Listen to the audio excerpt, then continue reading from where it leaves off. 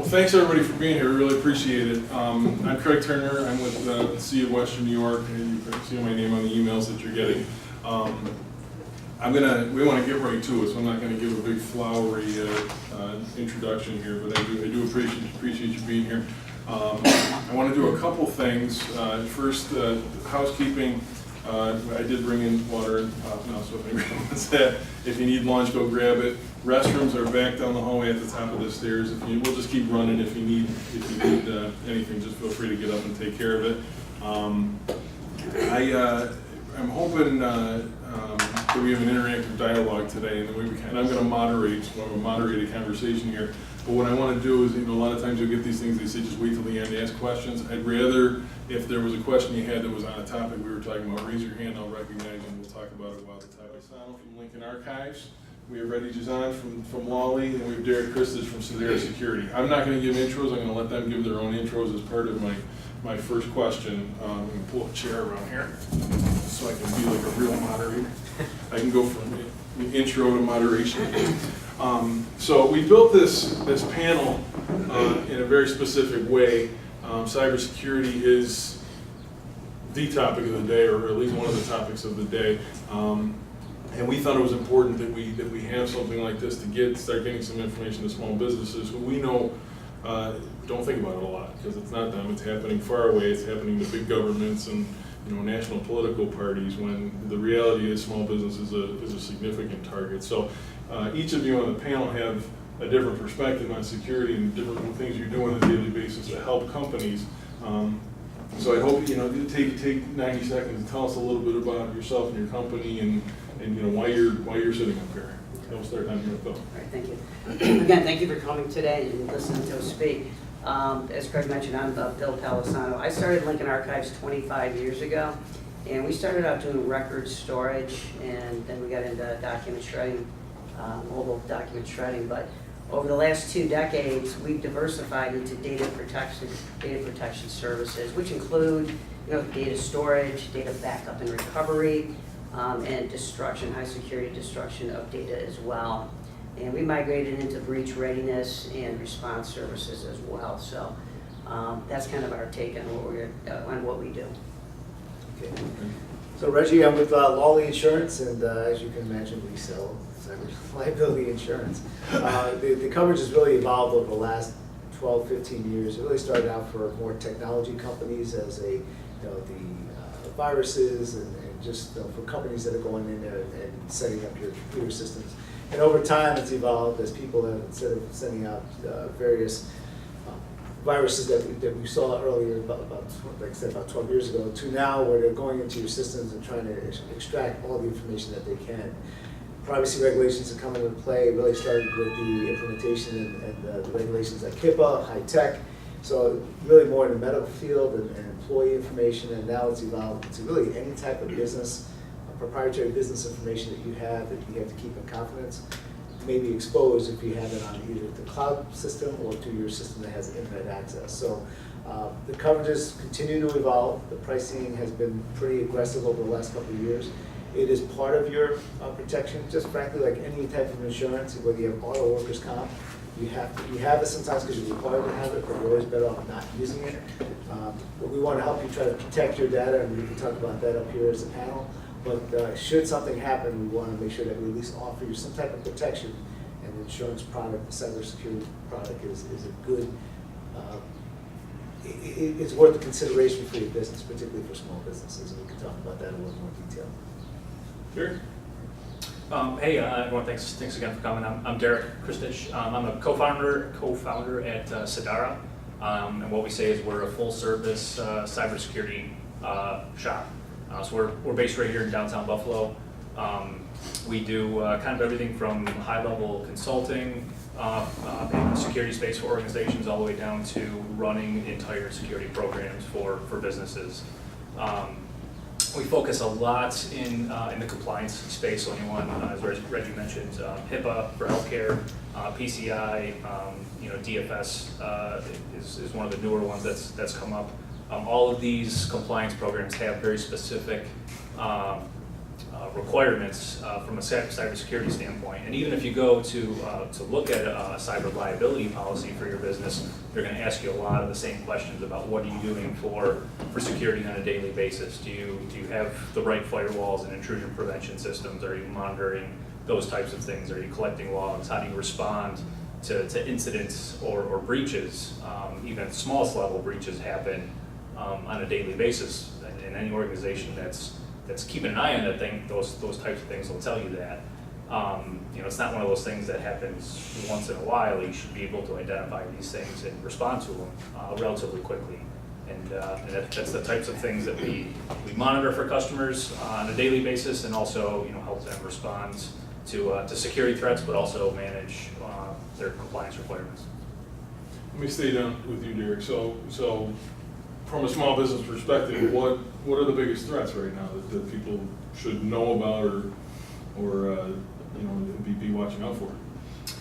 Sure, yeah. So from a small business perspective, and I think everyone's probably seen a lot about this in the news in the last couple months with some of the local, larger healthcare organizations being unfortunately in the news, and the WannaCry vulnerabilities that have been out, is the ransomware.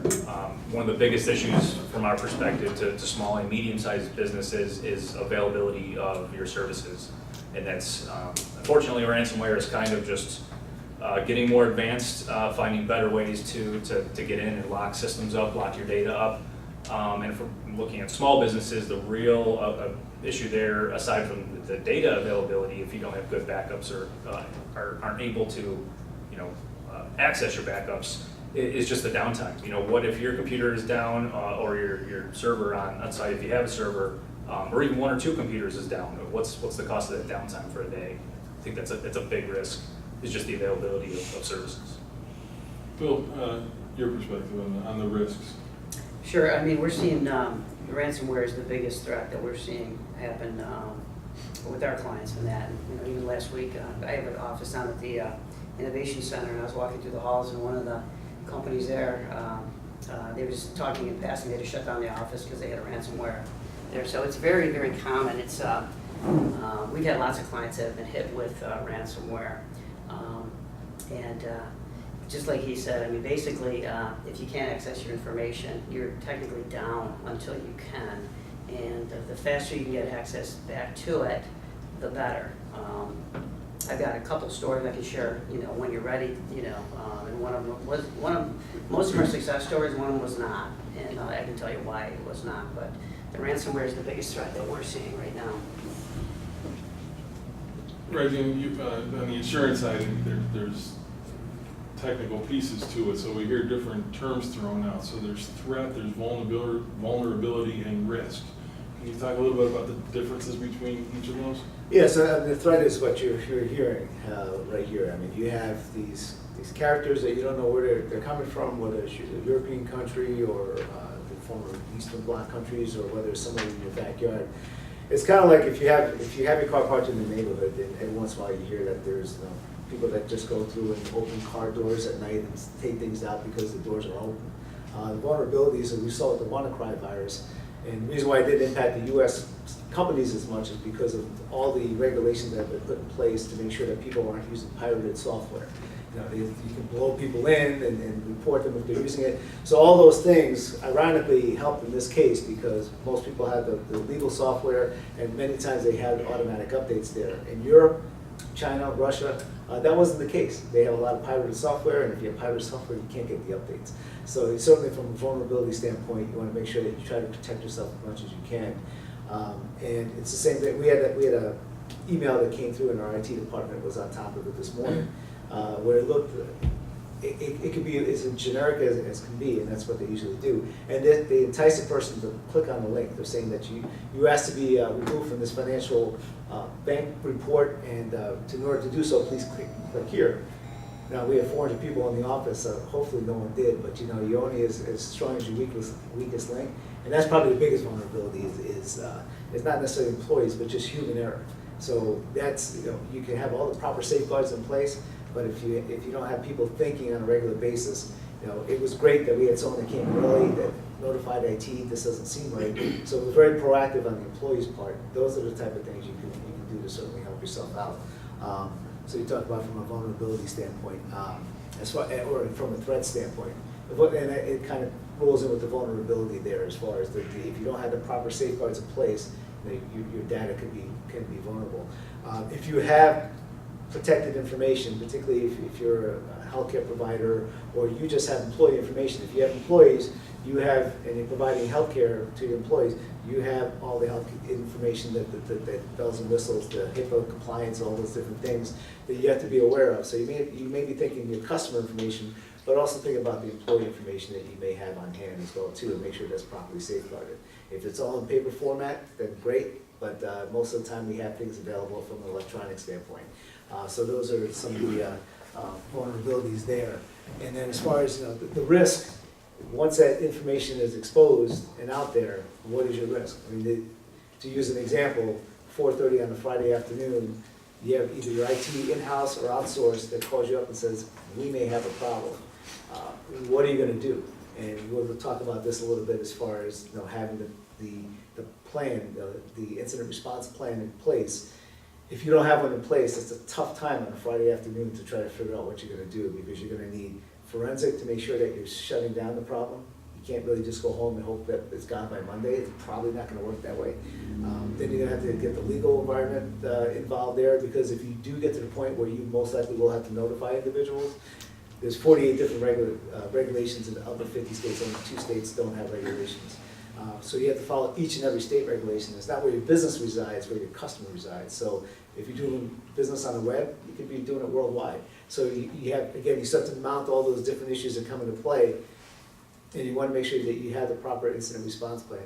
If you have an insurance policy and it's one that offers those risk management services, what we refer to as a breach coach, you call that 1-800 number, and then you start the whole process: forensic, legal, notification, credit monitoring, and it kind of walks you through the whole step. If you don't have that, you're really on your own. With the help of IT, who do you go to?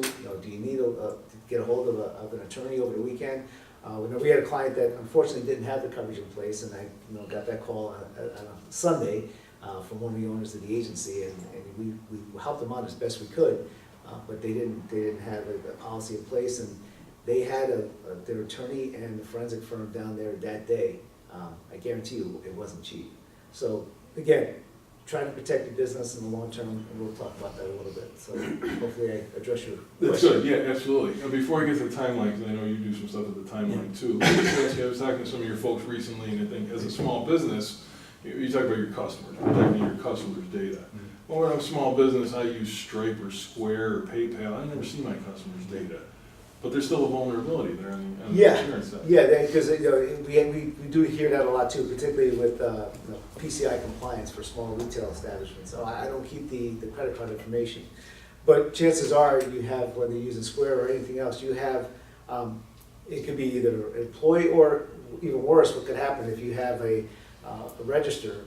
Someone could put a skimmer on there that you weren't even aware of. Someone could, and again, that's one of those things where someone comes in at night, and they're not going to maybe take anything because they want the greater good, so they're going to put a skimmer on your register instead. And unbeknownst to you, every time you swipe, because just think about all the different devices that we use. You go to Wegmans, you do one thing. You go to Tops, you do another thing. You go to you name the store, you have a different way that you swipe or put your credit card in. You go to a gas station, you put it in. Gas stations are pretty vulnerable to that too, where people put skimmers on the outside.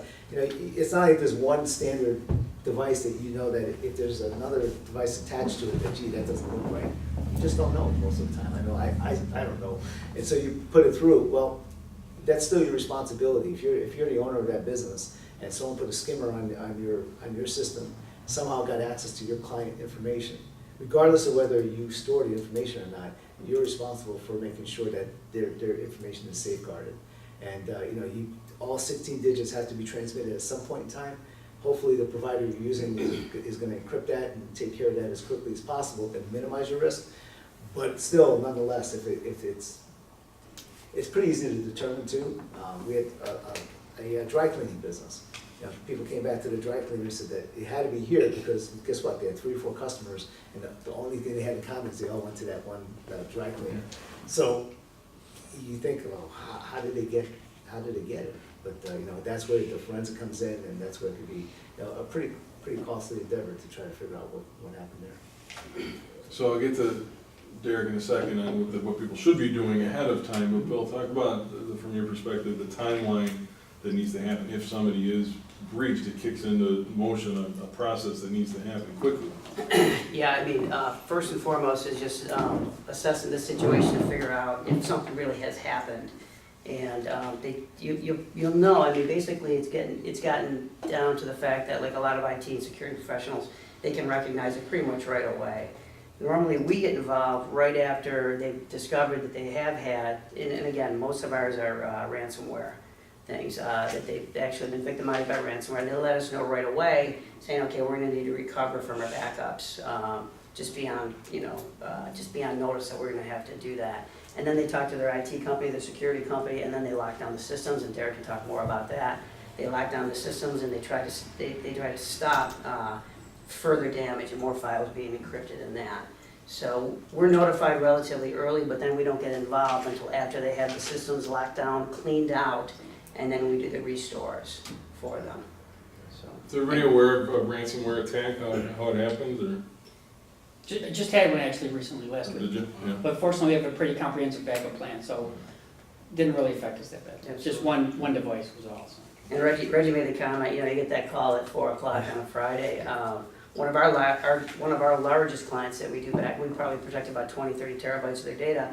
I was in the Dominican Republic on vacation. I got that call at like 7 o'clock Friday night.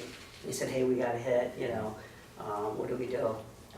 But yeah, and they got actually hit, it actually happened about 4 o'clock on a Friday afternoon. Somebody remotely logged into his desktop and opened an email that looked fishy, and it was. And before they knew it, they were infected. But it was Friday afternoon, and it was literally at 4:15 when it happened. We got notified about 3 hours later. Yeah, I just had a question along the lines of what Reggie was talking about.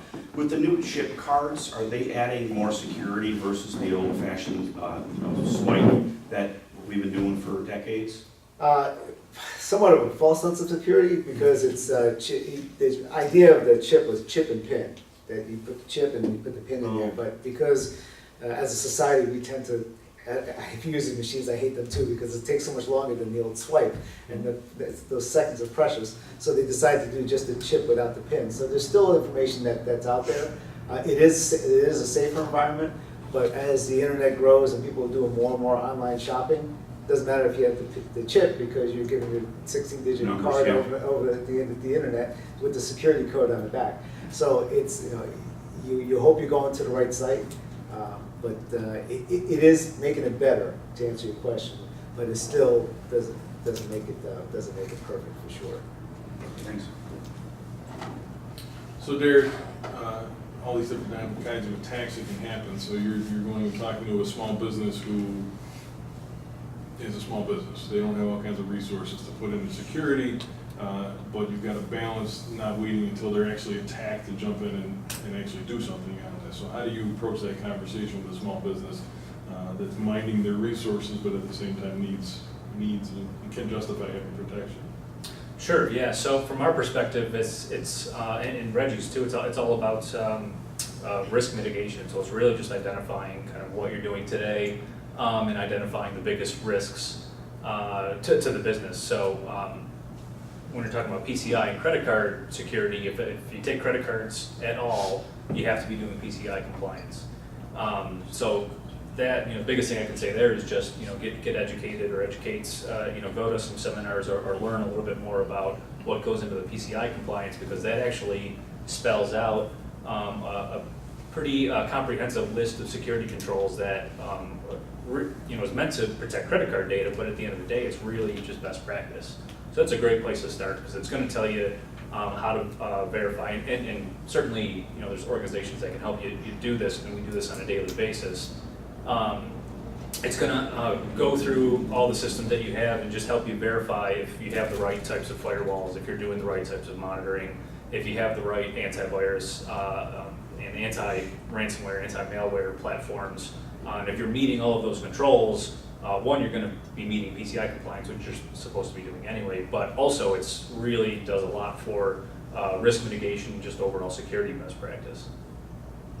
So Reggie, you talked about employees, and Bill, I've heard you talk about employees before. You know, we think about cybersecurity as far as breaches and attacks and everything, but one of the biggest vulnerabilities is your employees. So how do you, that's a question two ways. How do your companies train your employees to be cognizant of this? And then how do you recommend other companies do the same? Either one of you. Well, first of all, you gotta do like a self-assessment to see where you're at in terms of where you're vulnerable, where you've got gaps in your security. And typically personnel are one of the biggest gaps because a lot of times it's a human error is the one that causes it. Most people invite these things in. You can have really great security and you can have really good firewalls and really good software patches and updates and that. All it takes is somebody opening an email that looks legit and it's coming from somebody else within the organization and it looks legit. But I think awareness is first and foremost, teaching your employees, you know what, if something looks fishy, it probably is. You know, I hate to say it, but be paranoid of this stuff and don't open anything unless this person has a need to email you something. And if it doesn't seem like it's right, maybe call them on the phone and say, hey, is this legit? You know, because once you click on that, you're done. I mean, it's over. Yeah, and that is a really good point as far as you want people to be aware of it, and it's a delicate balance because I look at like our agency and people, you encourage people from a marketing standpoint to make sure that you post things on Facebook about the company, or we have a Facebook page, Twitter account for the company. So you want people to have access to that, but do you really want them to have access to Gmail, Yahoo, AOL, or whatever mail system they have? And that's something that we're struggling with, and a lot of times it comes down to, frankly, the owners of the companies are probably what make you the most vulnerable because they don't even think about it. They're like, oh, somebody sent me something, I'll open it. But we had another situation that happened a couple of weeks ago where one of the companies that we work with, they send us their proposal that we kind of package together and send it out to our customer. But so I received it, and it wasn't unusual because it was an underwriter that I work with. But it was weird that they said that, to open it, we need you to go in here and then open it up in your Google Docs. I'm not doing that. So I called IT, and because I knew some of the people that it went to, and people in your office that are going to just click away, and they're just, why can't it open? They'll call IT to say, why can't I open this thing? Like it's a virus. But it's amazing how that happens. But I knew there was one individual, sure enough, the IT department told me later, oh yeah, not only did he open it, but he opened it and wanted to verify, so he called the number that was in the email and said, is this legit? Well, guess what? It was a firm that had sent out the email saying, oh yeah, it's legit. And you were hacked.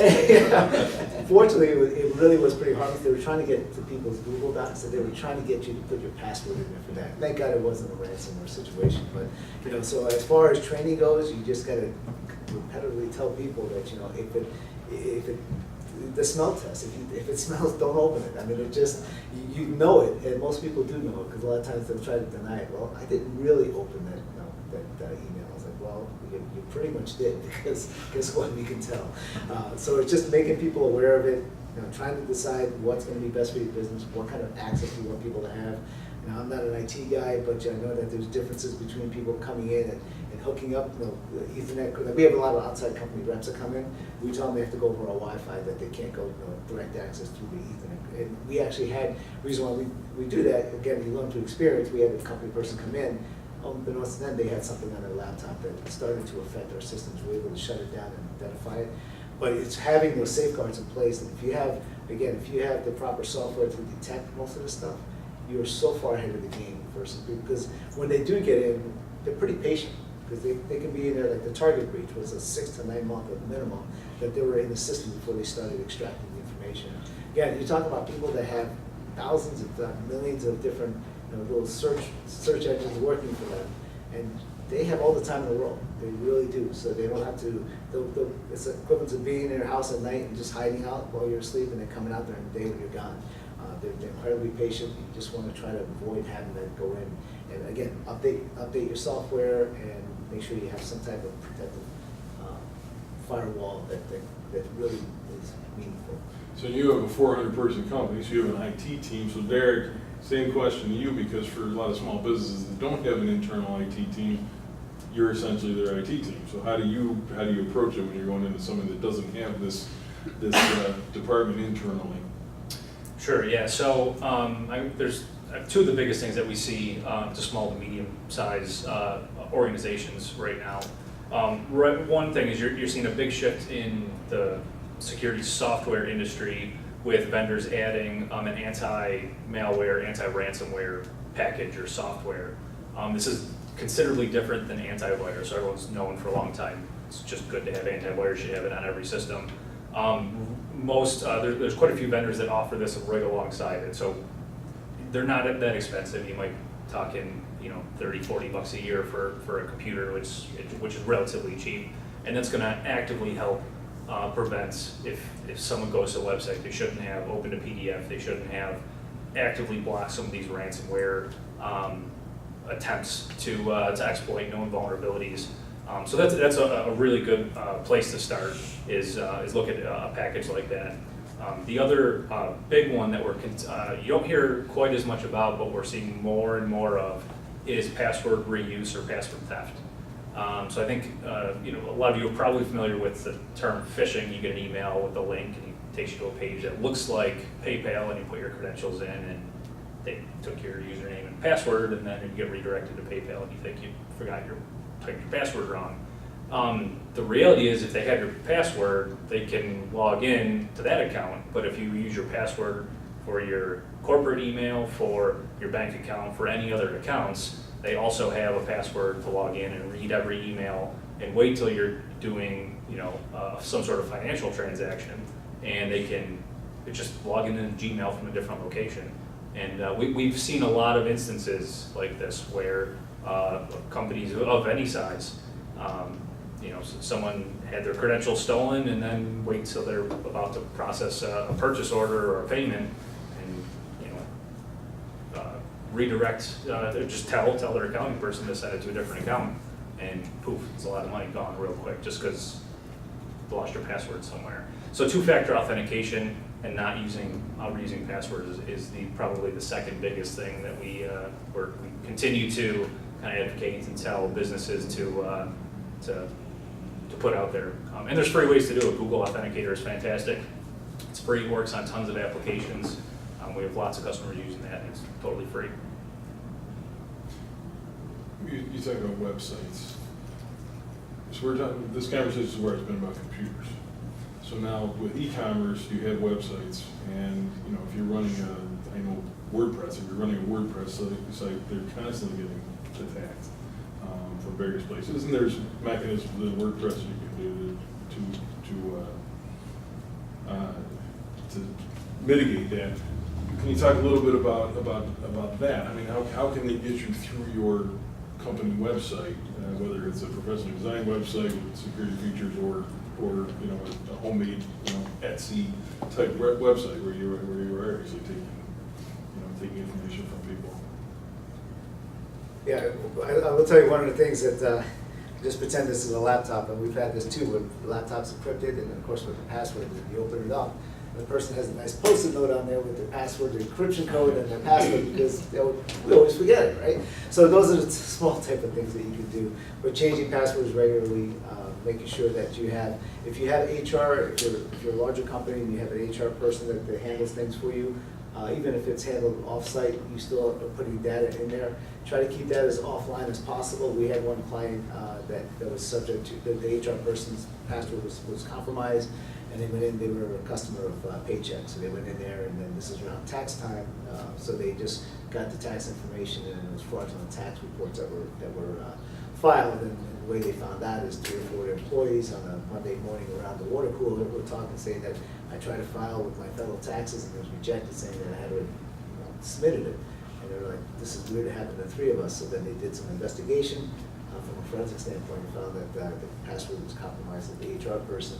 So again, now they've implemented some systems in place, but it really is trying to make sure that you make it as difficult, not for your employees necessarily, but make it as difficult as possible so that the password can be known, and make sure you use different passwords for one system versus another.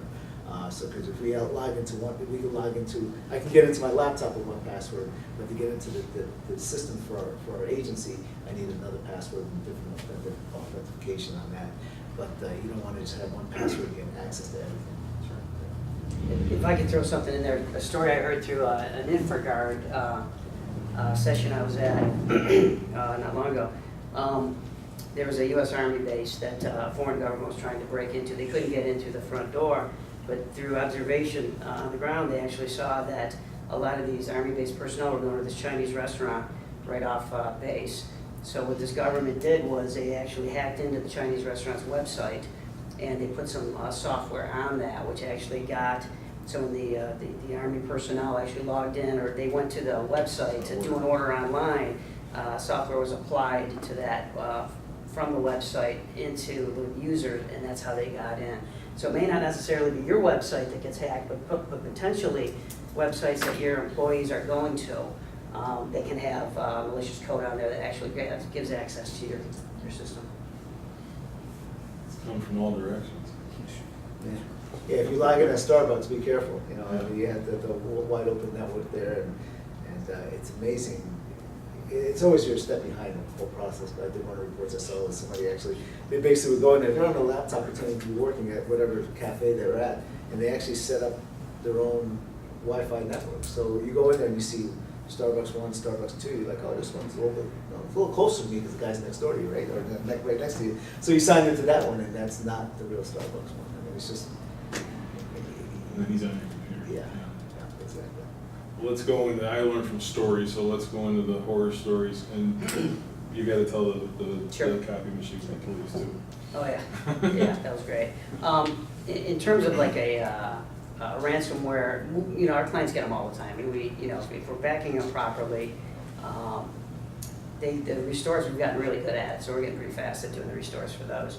The one time that it didn't go real well was when a client of ours had a ransomware attack, and they notified us, and we started to get ready to do a restore, and we were ready to do the restore, and the controller, I think, went into the owner and said, wait a second, I've got like files that were actually on my desktop on my computer that were not put in to the network share, because we were backing up everything for all the employees that were on the network and the network shares.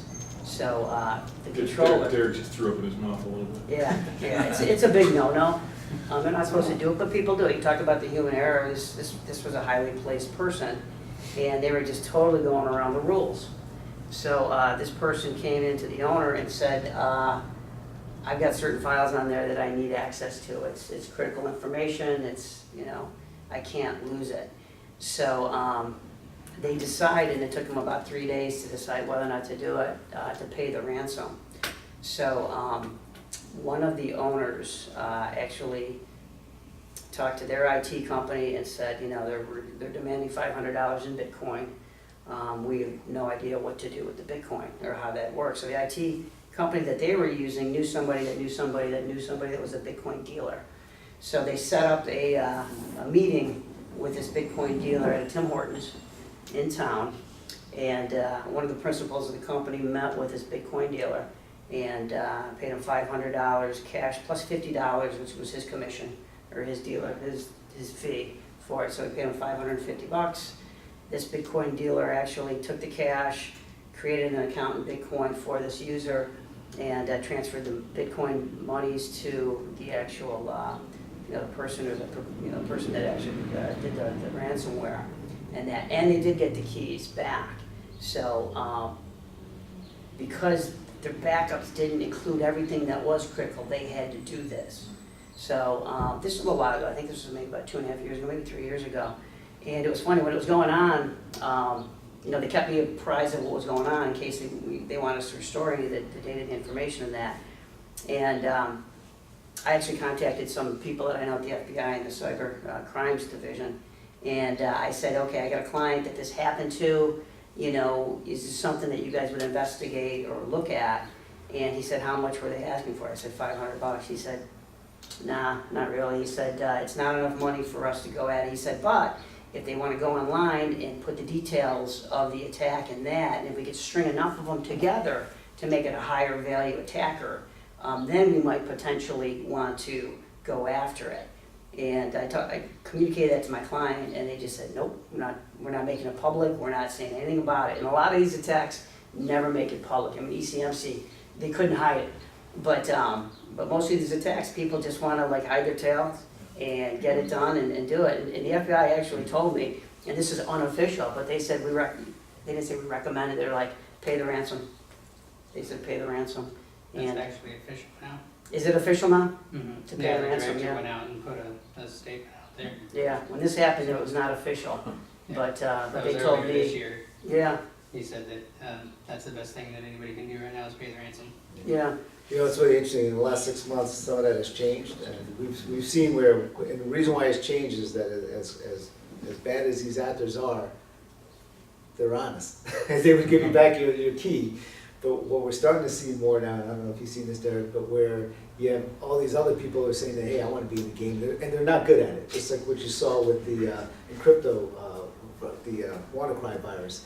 So now you have a lot of unreputable thieves that are out there and not giving you back the key. So now the question is that, okay, you know, do you take a chance on it? They don't ask for a lot of money most of the time. I mean, even the hospital out in California was a $17,000 is what they were asking for, and then they ended up not paying it, and then they were out of, you know, they had surgeries they had to reschedule. They were basically for 2 weeks they didn't have anything going on, no income coming in, because they had to move, and even worse, they had to move patients out because they couldn't do anything with the records. So those are the kind of the horror stories that you hear out there, but. To add on to that too, I mean, some of the ones I've seen, they actually have customer service. You know, the ransomware, they actually have customer service. If you're having trouble recovering and restoring, you know, contact us, you know, we'll help you. We'll help you do it. So they have customer service now. So we saw one instance of a ransomware outbreak where it spread to 7 or a dozen systems inside a company. And they decided they were gonna pay it. I think it was like $3,000 or so, but it was critical servers, they wanted to get the business up and running. So they paid the first one, paid it, got the key, worked on the first system, and then the key didn't work on the next system. So they called, they said, well, it's a different version of the ransomware you have to pay to get that key. And it ended up happening about 3 times. It cost them about triple, about 10 grand or so. And what they thought was, you know, simple decision to pay the first one. But they got all 3 keys, worked to decrypt all the systems, and they were back up and running. But Yeah. From what I've read, I mean, basically, the ones that are legit thieves, they make sure that they restore, that they get the encryption keys, because they know that if it gets widespread, that people are not getting the keys back, then no one's gonna pay it. It's gonna ruin their industry. Yeah, and that's what's happening with some of these, the bad guys. Yeah. a really important thing to keep in mind with this is, as some of these organizations get shut down by the FBI or, you know, international organizations, they publish the decryption keys if they find them. So if you do have encrypted files that you decided not to pay the ransom on or couldn't recover for some reason, you know, in 6 months or so, the key might surface for it. So there are some places that'll publish the keys that have been discovered. You can always go back and try and get them. What do you guys think about the ransomware removal tools that are out there? Removal? Mm-hmm. I'm not super familiar with anything that'll remove it. I mean, the good ransomware is pretty solid encryption, so you're not gonna, I mean, you can remove Once it's the- encrypted, it's encrypted. Yeah. I mean, you can remove the actual thread after, but I don't know that you can decrypt it. Are you talking about that? I'm not sure. Well, what I've seen so far and what I've read so far in some of the groups I'm in is that there are, for the older versions of ransomware, they might just be like putting the unlock keys into a program That could be and it. using that to maybe like generate to unlock the older encrypted files. That might be what it is. Testing all the Instead of just available like a keys. way to remove it, Yeah. it's more like just going through all the keys that exist and probably unlocking it. Yeah. So there are programs like that that people could try as well. The big thing, I think, as I mentioned before, is that you're seeing a shift in software that's available to prevent these things, where it actually looks for the act of encrypting files and blocks that behavior, as opposed to standard antivirus, where it just, you know, has a list of things it's looking for. If it's not on that list, it's not going to stop it. So this newer anti-ransomware, exploit, or next gen, there's a bunch of buzzwords around it, there's a few out there. That's, I think, a really important capability that's just really pretty cheap for any organization. Yeah, So what I'm hearing here is the real key is to just make sure your data is backed up on a nightly basis so that you can recover from it very quickly, right? Well, nightly basis, I mean, that's relative.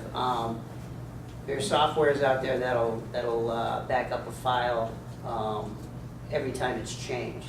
And it really depends on how much how transactional the business is. So like a bank that has thousands and thousands of transactions per hour, they can't do a backup once a night. They need to do it probably every 15 seconds, every minute. You know, our company now, we've got different divisions that are, some are high transaction, some are not. Our high transaction companies are once a day. I'm sorry, our low transaction companies are once a day. Right now, our higher transaction operations are every 6 hours, and we're actually trying to stream that down to every 2 hours. Because to recover from 6 hours, we get a lot of transactions, a lot of work. So it really depends on, you know, how many transactions you have, how quickly. It depends on your cost of downtime too. Sure. If you can handle being down for, however long it takes to make the phone call and get the recovery going, Sure. Then that's, if you're okay with that, then that's cool. But some organizations, if you're down for, 3-4 hours, and that's a really major deal. Yeah, you definitely want to make sure you're using a reputable company. It's not the time to Google a company that can help you with encryption software. So, Yeah. because chances are you're going right back to the source that got you the first time. So, I'll add we've heard that. Well, how'd you find this company? I Googled it. Yeah, and I'll just throw in there too, so like backup software as well, different ones act differently. Some of them actually affect the operation while they're backing up, other ones won't, so you won't even see it. So the ones that, they maybe, they'll do the backups in the background, they'll snapshot the data and they'll back it up from the snapshots. Those you won't see any reduction in the services, but other ones don't. So you'll actually see hiccups, you'll see little slowdowns as well. So that has an effect on it as well. We're also starting to see more advanced ransomware come out where it can actually either someone's in there manually looking for this stuff and they find the things that are really important, or it can actually do some sort of automated analysis to determine the value of certain files, and it encrypts per file. So a really important spreadsheet on the owner's desktop, might have a $10,000 price tag, and everything else, maybe a couple $100. Yeah. So that they'll actually charge depending on the value of the data. I heard something yesterday that was interesting. My IT guy told me a ransomware that he dealt with recently. He said it was like a 2-phase ransomware. Have you heard of that? The first phase was basically just telling them that they've been they're a victim, and they would get back to them regarding what the ransom will be. And before it was just basically you've been hacked or whatever, and this is what it'll cost you. But he said no, there's a 2-phase ones now that they just let you know you've been affected, and we will contact you in a bit to let you know what we demand. Have you heard of that? Similar cases, yeah. I think they all operate, or a lot of them operate a little bit differently, Yeah. but could be either it wasn't quite successful and they're not quite there yet, or Would you think that that's probably for a bigger business? Because like the smaller ones are gonna be more automated attacks, right? So, for small businesses, it's gonna be an automated attack where, you basically, it tries to get in, it gets in, it opens, and that's not a human being typically that's perpetrating it. They're just basically putting the software out there, whatever they get, they got. But like an ECMC or a big medical institution, that's probably, I'm guessing, probably more of a live attack, that somebody knows the value Well, that's versus. what I'm thinking, is maybe they're wanting to look at the company itself and look at the files and see what company it is, and then base the pricing off of maybe what they know they can get from that company. That might make sense, yeah, That way they Strong know they're possibility. gonna actually get paid instead of, yeah, oh, it's too high now, they're not gonna pay me, so I've just wasted my time, sure. You're talking about they. You've all said they or their styles.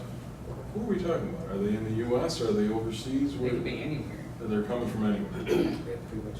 I think typically you're seeing a lot of overseas activity because, like Bill said, there's call centers for some of these organizations. They have better IT and phone support than some of the places you might actually call for IT support.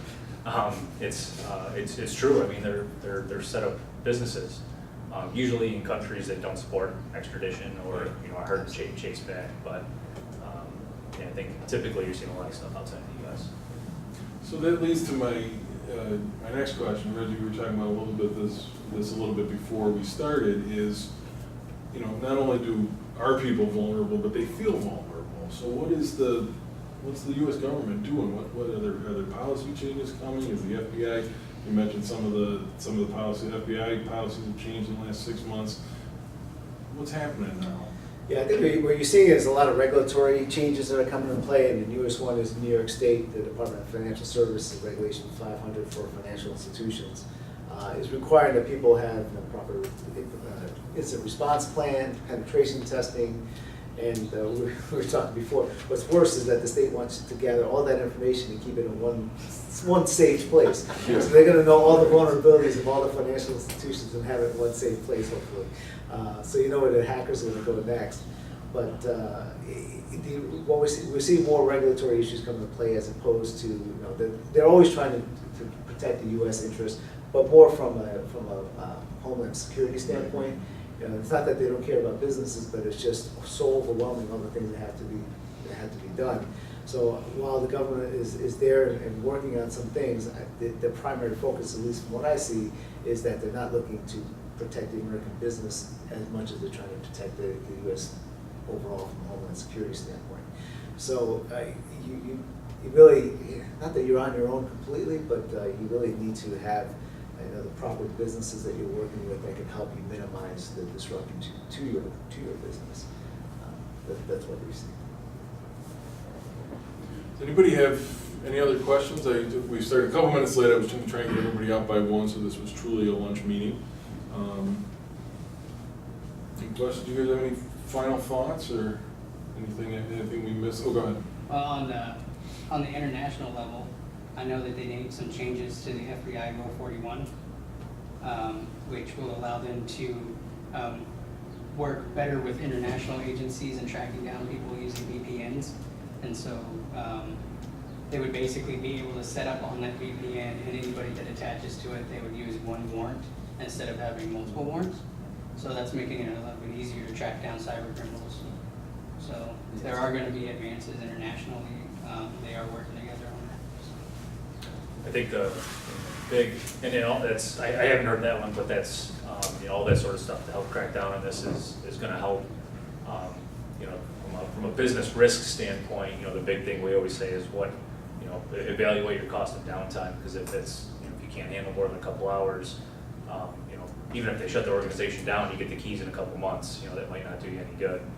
So, it's, as Reggie mentioned, you know, DFS in New York, Regulation 500 in New York State is a new one that's come out just this year. You have PCI and HIPAA. At the end of the day, they're all really about you know, using one of the security frameworks as a best practice. You know, there's a couple other ones out there like NIST and ISO. It's really just about evaluating where your risks are and just, you know, ranking them and you know, knocking out or putting mechanisms in place to handle or mitigate the highest risk items. And that could be just some simple things like user education. You know, there's some ones out there that are pretty simple, relatively inexpensive. You know, make your employees sit through an anti-phishing video, you know, once a quarter or something like that. You know, password policies. You can enforce it in Gmail. You can enforce it just about any email platform that, and internal IT system where you can, you know, force them to reset their password, you know, once every 3 months. Things like that, you know, that are relatively inexpensive and really process-based can really go a long way to help mitigate that risk. Any other closing thoughts? I'll just say that in terms of like getting hacked and breaches and all that, it really, it's not a matter of if, it's a matter of when, and you just gotta be prepared for it. I mean, you need to have great front-end security, and you need to test your systems and that. You need to be insured well, and you need to be ready to respond to it with good recoveries. You know, a lot of clients of ours that we've done the restores, we've reduced that risk down to more of a nuisance. You know, shit, we got hacked. You know, we got our information was encrypted and stuff like that. So you're down for 2 hours, something like that. So it's a nuisance, and you want to try to do the front end. You want to protect the company insurance-wise, but you really need to have a plan to be able to recover quickly. And a lot of companies are spending more resources not more, but before they were trying to put the wall up to stop it all, but they realize they can't stop everything. So what they want to do more so, and you can comment on this, is be able to detect it right away, shut it down quickly, eradicate it, get it back, get whatever malicious codes on there, get it out of there, and then recover quickly. Because, you know, it's a matter of just business as usual. You've got to be back up and running quickly. Phil, you gotta bring us home with the copy machine. So- Oh, well, it was on 60 Minutes. Basically, they're talking about how, you know, identity theft has become so rampant and all that. This is going back a couple of years ago. So did anybody see the 60 Minutes article where they bought a bunch of used copiers from a copier dealer in New York City? I'm sorry, in New Jersey. So 60 Minutes did this thing on, you know, information, and they bought this, they bought a bunch of used copiers from a dealer in New York City. And these actually, this place was getting ready to export hundreds and hundreds of these. They're going to containers going overseas too. So 60 Minutes bought a bunch of these copiers, and they pulled them up. They pulled them out of there. They brought them into a forensics lab. And they pulled the hard drives out of the copiers, and they actually found tens of thousands, hundreds of thousands of documents that were stored on the hard drives in the copiers. And at least one of the copiers was from the Buffalo, New York Police Department. And they pulled up all sorts of arrest reports. They had all sorts of personnel files. They had all sorts of information. I think there were tens of thousands of copies that were made, licenses, you know, birth certificates, all sorts of personal information. And the Buffalo Police Department basically got busted. In the Buffalo Police Department, one of the copiers actually still had like a document on the tray. They opened it up and there still was documents on the actual carriage. Where did that original go, right? Yeah. So if you go to YouTube and just do a search on copiers, Buffalo Police Department, or identity theft, copiers, Buffalo Police Department, the 60 Minutes thing should come up. And it's pretty interesting. It's about 12 minutes or 15 minutes. Pretty cool. Well, thank you everybody for being here. Thank you guys for the great presentation. Appreciate it. Hopefully, if anybody has any questions, just want to ask one-on-one, you guys can stick around for a couple minutes. Absolutely. If you didn't get lunch or anything to drink, take what you need. And again, thanks for being here. We have an event on, so at the beginning of May, we ran Small Business Festival. See Western New York was the host, which is the science behind everybody there. We were the host organization for the national festival, and we're actually already committed to next year when the festival wants to grow to 25 cities. So we're really excited about that, and we're just kind of getting working on what that's going to look like next year. At the end of Small Business Festival, the last day, a spot opened up to do a session on digital response marketing. We did it at the Microsoft store. It was a really neat event, but we hardly had any time to market it. So Seth Green, who's a marketing guy in Williamsville, because we didn't have enough time to do it, we said, would you do another one? So he's doing another one. It's Friday. It's long. It's 3 hours. It's on digital response marketing, but Seth does a great job with these presentations. If that's a area of marketing that you're interested in, you will get so much out of those 3 hours. It'll be well worth your time. So it's on our website if you want to look at it, but it's kind of our last event before summer kicks in, and then we'll pick up again in the fall. So again, thanks everybody for being here, and talk to these guys because they know their stuff. So. Thank you.